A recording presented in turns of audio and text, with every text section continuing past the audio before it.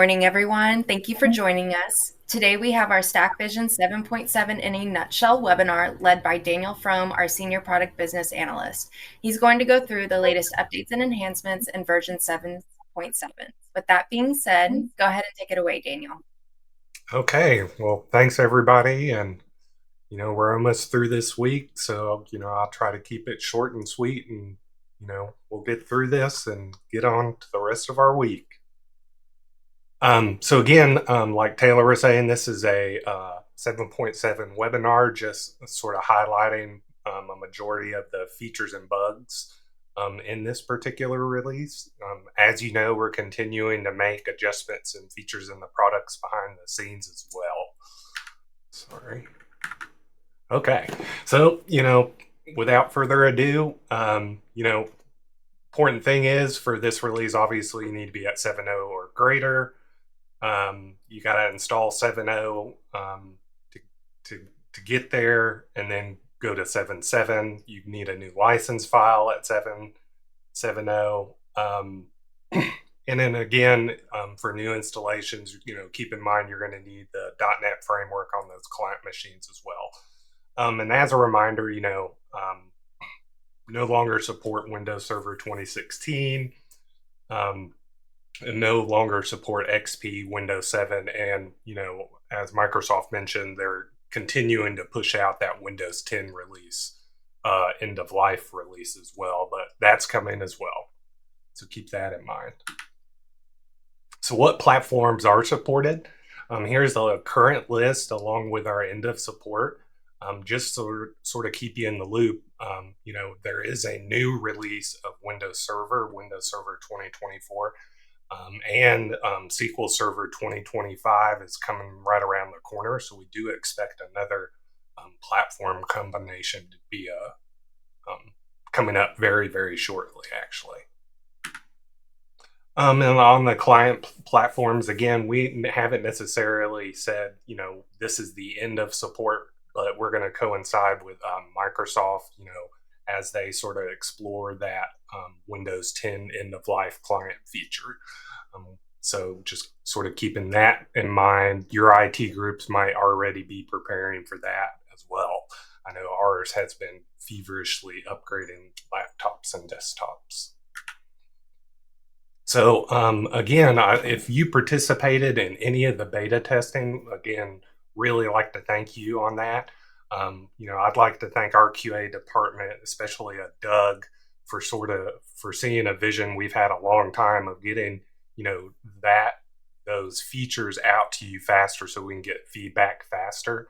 So again, Doug's team's done a really tremendous job sort of getting that information out there, collecting that information, and we're really helping to define a process where you get feedback from the process of, hey, we took into account your feedback, and getting that feedback back to you to say, hey, yeah, we realize we couldn't get to this right now, but we may think about making a change later, or realizing in some cases, hey, you really found something.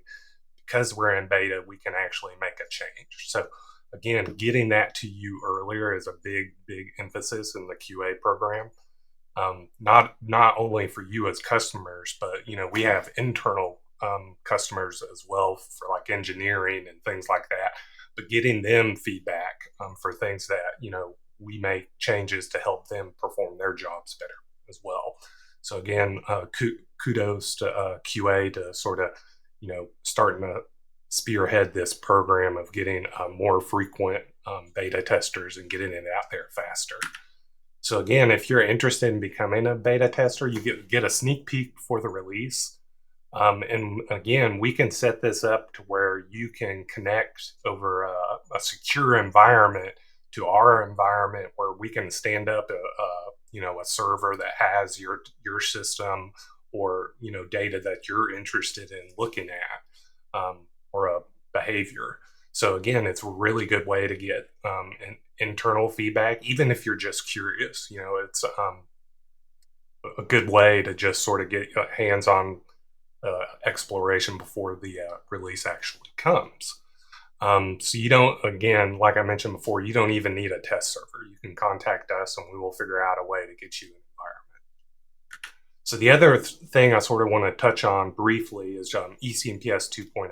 As throughout the throughout the years, they're making a change, coming out with, you need to report this data in JSON format, and it's been going on and on.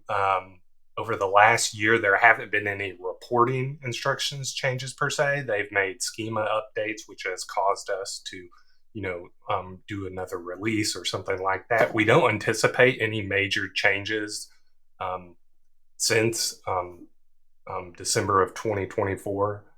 Um, but that being said, if there's any changes to the thing like the schema, we obviously are anticipating that there might be a release in there before Q1, that reporting requirement where Q1 2026 JSON is going to be the format you report all your data in. And as far as we've seen from the testing so far, we seem to be in a really good shape for that. But again, I really do invite you to go ahead. If you haven't already, don't postpone it any longer because it's different. It's not as easy as eCMPS 1.0. They're sort of a 3-tier process. So again, as you can see here in my slide, you need to get your test environment set up in the CDX, then get it set up in CBS, and then you get to play around with eCMPS 2.0. And again, that feedback is just as important to us, your experience with eCMPS, because we obviously can talk to EPA about what your experience is as well. So we like to gather all that ammo that you guys complain about as well and throw at them as well. So again, we don't anticipate anything major coming through. But that being said, it's sort of, we're staying the course with the eCMPS 2.0 updates, and you'll see that reflected here, where again we're sort of making minor changes to some of those feature areas, especially in the mats. So again, just sort of a broad feature overview of things we touched in 7.7. Alarms, the RADA editor, OPC UA, dashboards, the Sedgery feature area, PS9, calendar widgets, which is part of our technical debt we're trying to resolve. The SQL Server reports, we've touched a couple of those. Mats 2.0, those editors, we sort of went back and refined after we had a couple of use cases and user experience issues, went back and tweaked a couple of those areas as well. So the RADA editor, this has been probably a long-term outstanding bug that bites you every now and then.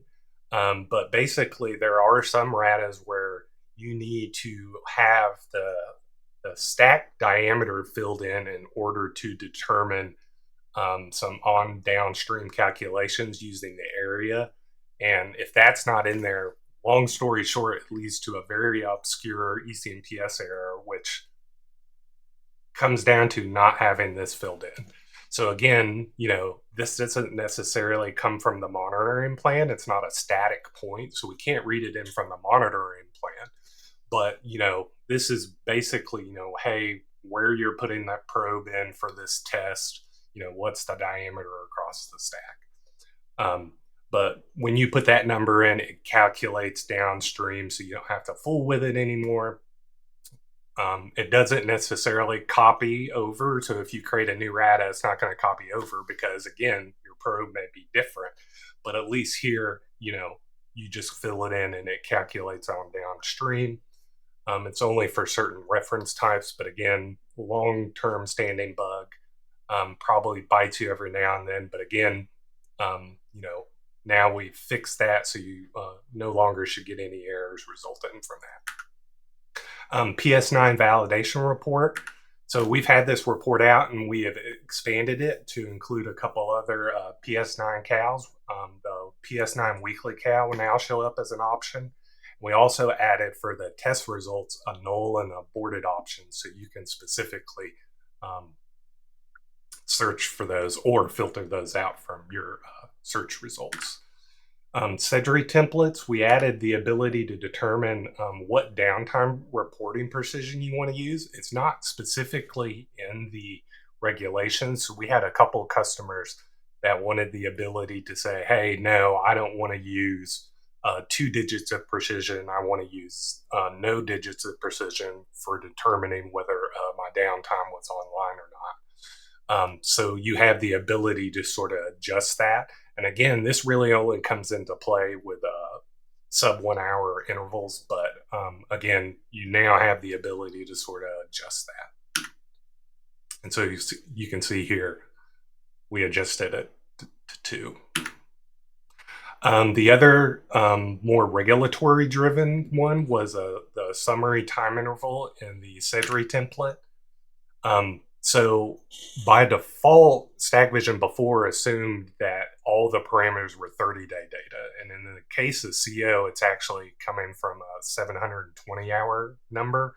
So now in the template, you can actually go in and declare what time intervals can be associated. What data are you going to pull, what data interval slot you're going to pull that data from into your report. So we give you a little bit more flexibility here. Again, we didn't want to necessarily hard code it because, the regulations change, things like that. But by default, we'll load up their 30-day. You can change it to 720-hour and then be good until the regulations change. As I mentioned before, sort of going back through and touching up some of those newer mats editors and that new UI and look and feel. We've gotten some feedback on that. So again, the purpose here, just a little bit more simpler workflow for entering fuel usage records. So again, this is the mats fuel usage records. Landing page opens, year and location. Easier to sort of keep track of that metadata surrounding the unit information, the fuel usage records. So you're able to edit the fuel type, the value, the performance, sort of an all-in-one page now. Sort of same sort of feedback with those folks using the performance test. It just wasn't, it was very difficult to use, so we sort of redesigned and streamlined the navigation for that. So again, here, same emphasis throughout all the editors, providing that search-like functionality. Here in the performance test, you sort of get that metadata by clicking on a summary level. You can see the child and grandchild records like that. Now in the performance test, as I mentioned before, there's a lot of data, of course, but we're trying to make it to where you don't have to click around and switch different pages and be in different editors to see that underlying data. So again, we thought that this was based off user feedback, this provided a much better look and feel for the performance test, which is a pretty heavy UI and very hierarchical test. Editing multiple runs now. So again, a performance test is almost like a RADA, except there's even more runs. You can think of it almost like traverse points for some of those folks that do those types of flow RADAs. But again, more than anything, just UI improvements, making it easier to input this data and be able to see and track it across the editor. The next sort of feature areas we've been touching heavily, again, especially on the refinery side of things, is again the PS9. So we have a PS9 wizard, and now again, we're updating the StackVision client in general, and we're sort of taking advantage of some of these new controls and new features. So now this used to be a huge long sheet of potential errors. And one of the feedbacks we got was, well, hey, I may have, 10 or 15 errors in here, and it takes me to the very bottom one, and I type that error in and I try to hit next and I don't know where it is. So this is just a little utility, something very simple and handy that takes you to the next error, so you can fill it in and sort of, help you go along with your workflow, clearing out that data. So this particular feature, we're moving to Lyric. As I mentioned before, we're trying to get rid of a lot of technical debt, and lots of times what that involves is, you know, to get from A to B, it's not all, or to get from A to B, it's not always going to A to B. You got to go A, B, C, D, E, right? So we had to upgrade some of the controls in the product. And when we did this, one of the things we noticed was that in the UI, um, you know, we updated the control, but there was custom functionality built behind that control. So we lost a little bit of that. And we found this out near the end of the iteration for the release. So we sort of kept it like this for now, but this is more of an example of, we updated this control and we're going to have to update it again. But we immediately got feedback that, hey, I really like scrolling 3 months rather than a year at a time. So that, again, that's feedback we got during beta that we didn't necessarily have time to fix due to the time this particular test was done. But again, that's feedback we got. We're putting it, we're taking it into account. We're going to have to upgrade this control anyways. So now when the next time this control gets replaced, which will be very soon, we're going to take a look and say, hey, let's adjust that to 3 months rather than a year. But these are the types of things that I just wanted to point out, that throughout the product, you may see, hey, this looks a little bit different. We're going behind the scenes and upgrading those controls to get them to the latest version. Okay, so the OPC data mapper provides functionality to pull that data in. So now they're able to satisfy one of their requirements for pulling data from another source. So again, OPC UA is another way to get data into the DAS, becoming more and more widely adopted. So again, we're seeing more and more changes we're having to make on the software side to support that. So again, sort of the general behavior, as I just mentioned, you have a source item and a backpull source item. So if one's not available, it goes and backpulls the other item. Lastly, one thing we wanted to also do is follow up on the design report for the OPC data mapper. We've been making changes to the OPC data mapper application, but we hadn't necessarily been following up with some of those items on the report. So we went back through and I looked at all the changes we had made and we updated the report, because it's important for the engineers and folks that are using this, that they can go off and print this report and say, well, this is how it was configured during this time period, right? And so they can track changes and things like that. So again, we updated the report with some of the things we had done in prior releases, such as the backpulling, offset, and the scan behavior as well. Dashboards. So again, continuing to make improvements to dashboards to get them in line with consoles. So more font sizes changes, as I mentioned before, in in 7.6 and other prior releases, you can make changes to a couple things, such as the text objects, and I think it was just numerics. You can make text changes. So now you can do it to all these various other objects. So you get a lot more granularity, which I think people have been screaming about for quite a while. So you're going to be able to adjust those in the UI, so you can have larger, better adjust the font sizes to what your display and what your operators are looking for. So here's an example. So the top portion, the caption, you can adjust, as well as the number size itself. So we're also improving some of the user enhancements, and we've gotten some feedback across the products to talk about dashboards, improving that experience. Again, nothing really major here, just that you'll be adding, or you'll be, creating a new dashboard via this button, and you can delete via this button, and you can load via this button. So again, very small changes, but sort of trying to streamline our product, and make it more like everything else in the world that you guys are used to.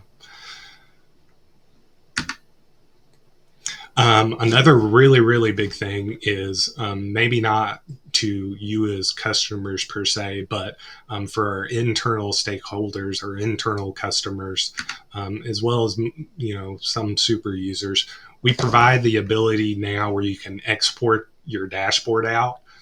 We had this in the StackVision in the consoles world. You could export out as a view.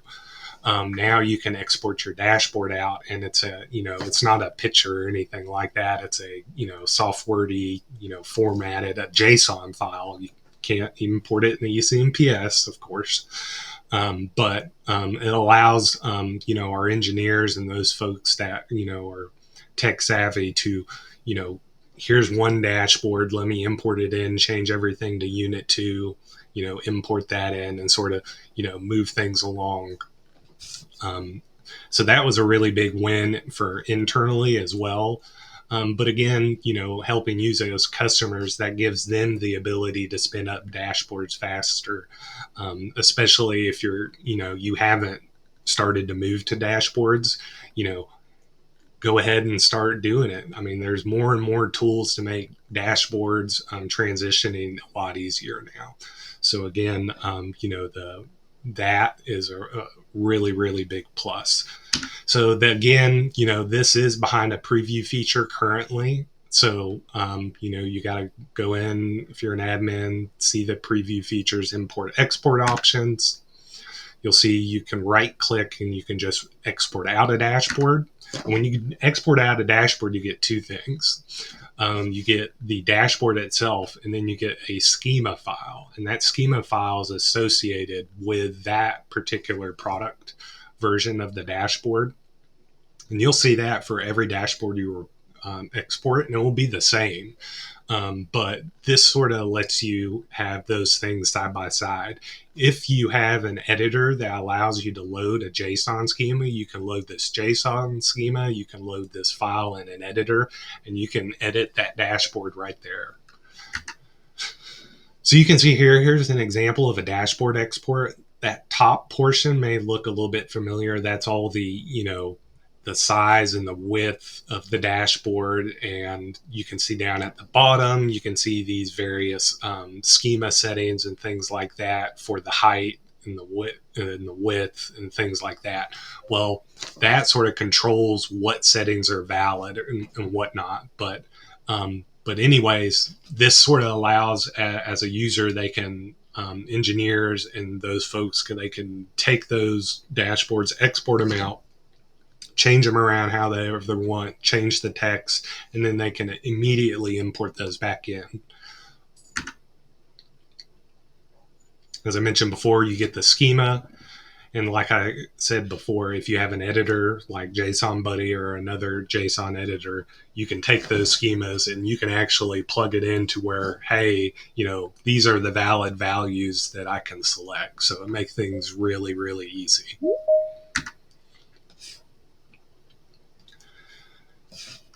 So again, to import a dashboard, obviously we have a new button for that. You just click that and it's just a JSON import. We did get some feedback during beta testing about importing using the file name as the import name, so you don't have to type it in every time. So that's feedback we're definitely considering as well. Again, more custom font sizes.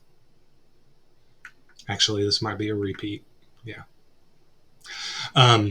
Next would be the data rules configuration report. So we made a lot of changes to data rules, and we needed to be able to, provide a report. Typically in our products, if we have an editor, we have a report that sort of goes along that says, here's the summary of this editor's configuration settings. So again, this is sort of more like some of those system design reports, things like that. So you don't have to access Stack Studio either, right? You can just view and say, okay, I don't have to log into Stack Studio to be able to see what the configuration is for this particular data rule.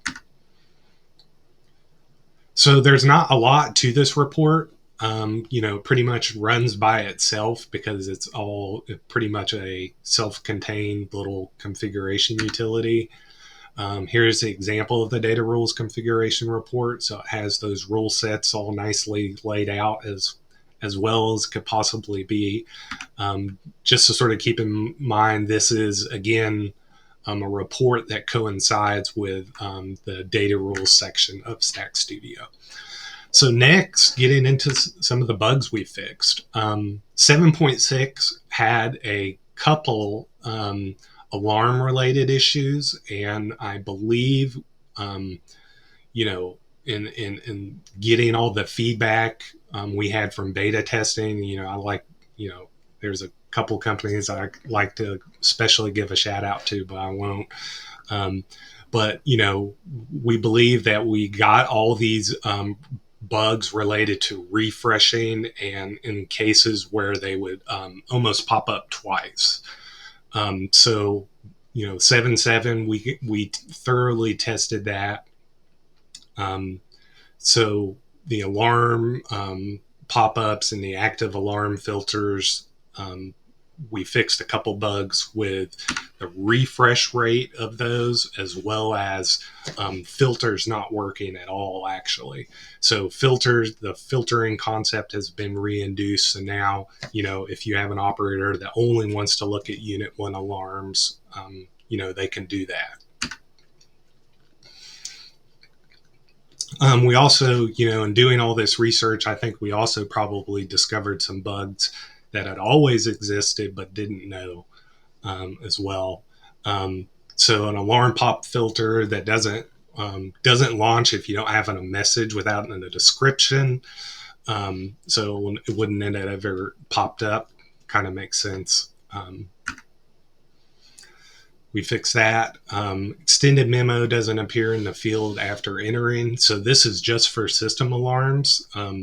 The extended memo field is really for data alarms, not for the other application or system. So it showed up in the UI, but you could type in it, but nothing would ever appear. So we just removed that from the UI. As I mentioned before, we had cases where you would, alarm would come in, you get a pop-up, you would acknowledge the alarm, and it would immediately re-pop up. So that got annoying pretty fast for some operators, so we fixed that issue as well. We fixed an issue internally. We were having an issue where data rules, the export from XStudio was causing an error, and we were able to address that. And again, this is one of those bugs that was caught very, very early in the release cycle. So again, kudos to development and in engineering for addressing that. StackVision server configuration, and this is Stack Studio with configuration. So this is, again, a long time bug, probably bugged me a lot. But if you have multiple default server entries checked, which is this button right here in the middle. So all that does is if you have multiple servers checked and that's checked, it's supposed to launch that one. But if you have multiple ones checked, it's just going to launch the first one it finds in the list, which can make it really confusing. So now what it does is it only allows one selected. is the basic gist of it. So it makes it easier that the UI and the back end, you know what you're going to get.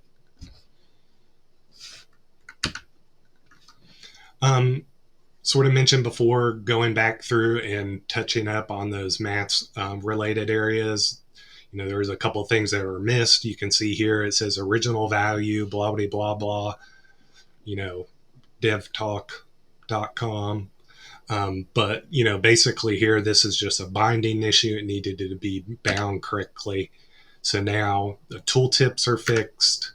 Bug fix, selected bypass, and tune-up fields showing the description and the record details. Sort of same thing here. It was bound to the wrong thing, so now it's bound correctly.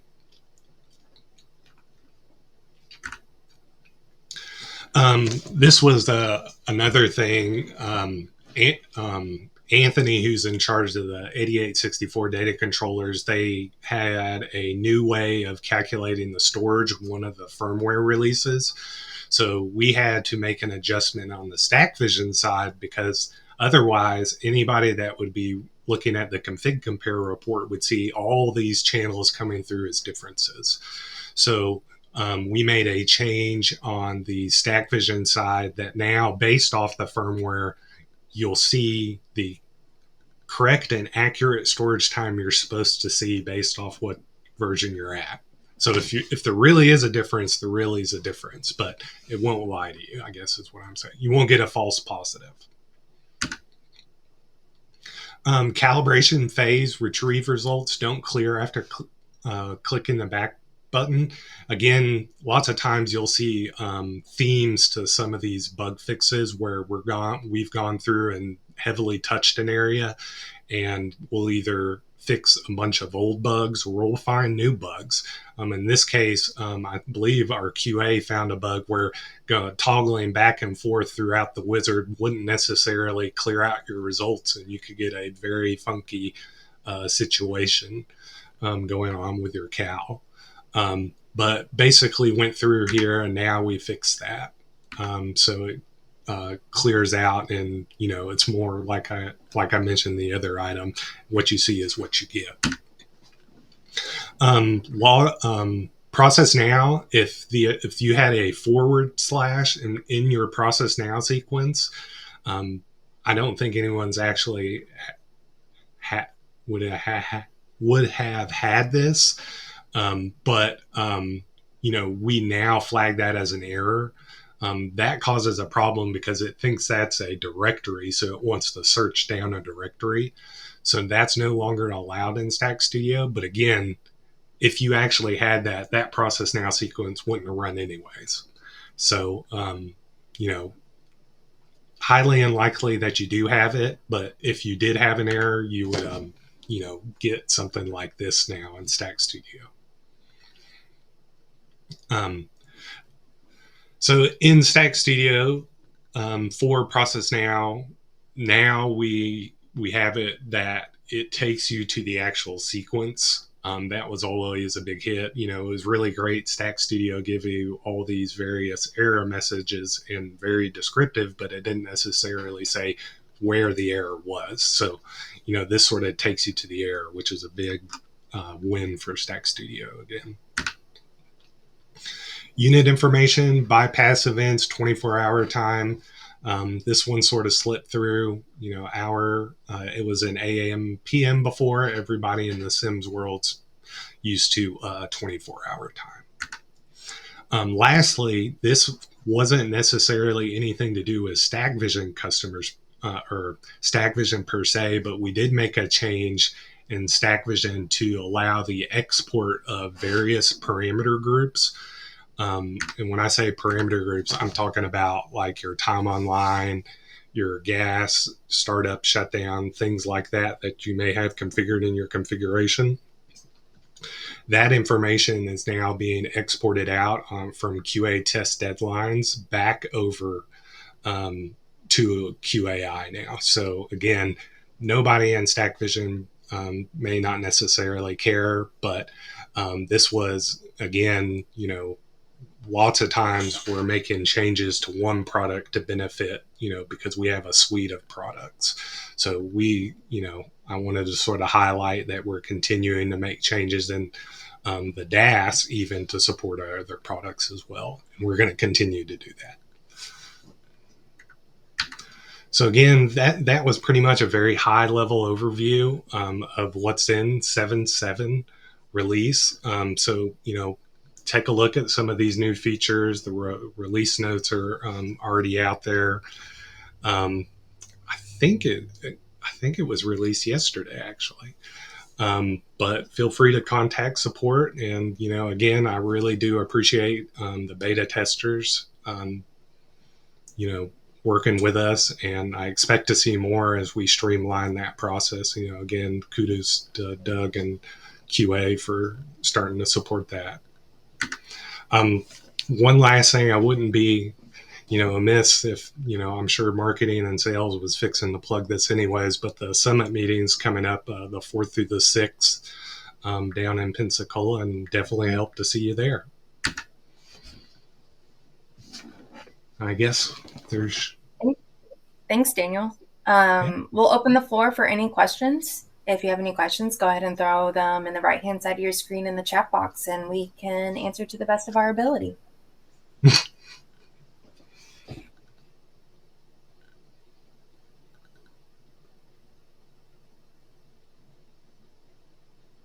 yes, we do have our Pensacola 2025 summit coming up.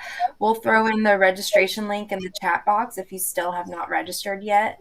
The cutoff date for the hotel block, I believe, is October 13th. So go ahead and make sure you make those reservations.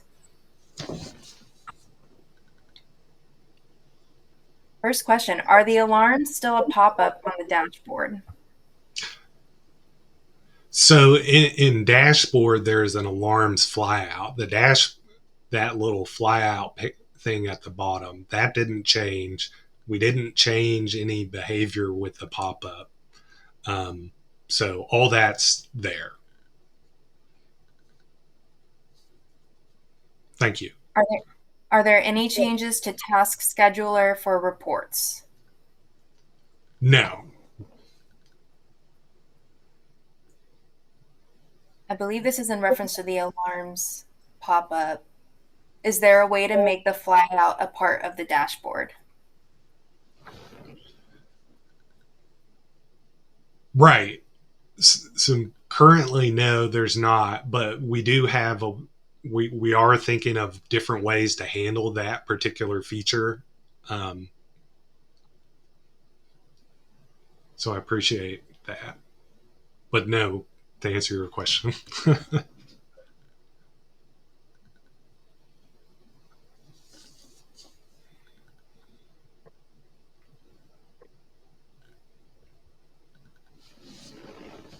Just give a few more minutes for questions to roll in.